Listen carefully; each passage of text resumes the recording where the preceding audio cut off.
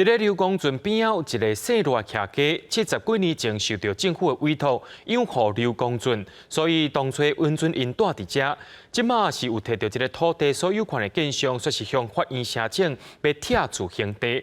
法院本地今仔日是要派人确认拆除的范围，不过现场两边的律师对厝主敢有权利大声甲土地买落来的问题，说是有无共款的意见。确认拆除范围的工作，当然也是无法度进行。 台北地方法院26即天来到新店刘公圳边，原底要离砍偌匹丁的厝体，确认拆除的范围。不过因为现场人伤济，厝主无查所示等等原因，所以是无法度进行。那赵律师要不要找首相来看，还是怎么样？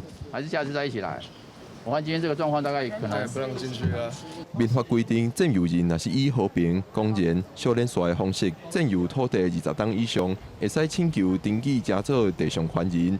不过现场双方的律师对偌匹丁是毋是有优先购买权，也是会使以时效取得地上权，见解完全无相同。如果你的面积是在165平方公尺以上，那么你就应该要采取公开标售的方式。可是农田水利委他却为了图利某特定人士，把这个土地切分为2。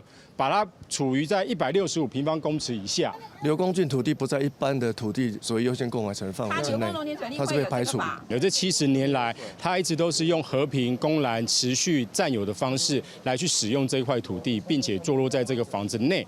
那我们之前也一再的跟法院呼吁说，这个案子它应该构成了时效取得地上权的要件。他是主张他是使用借贷，说这块土地他们当时刘公圳同意他使用这块土地，但是问题就是说，公务机关没有来跟你要地，不代表他使用，他同意你使用吧？你不能占到最后变成是你的地吧？不对。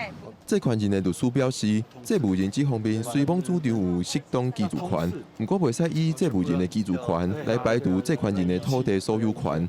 针对这点，这无人的律师讲会申请大法官解说，希望大法官讲清楚，法律对居住权的保障是袂比所有权较低。因嘛当咧收集证据，希望检调单位爱来调查农田水利会伫卖地和建商过程当中，敢有不法的情形。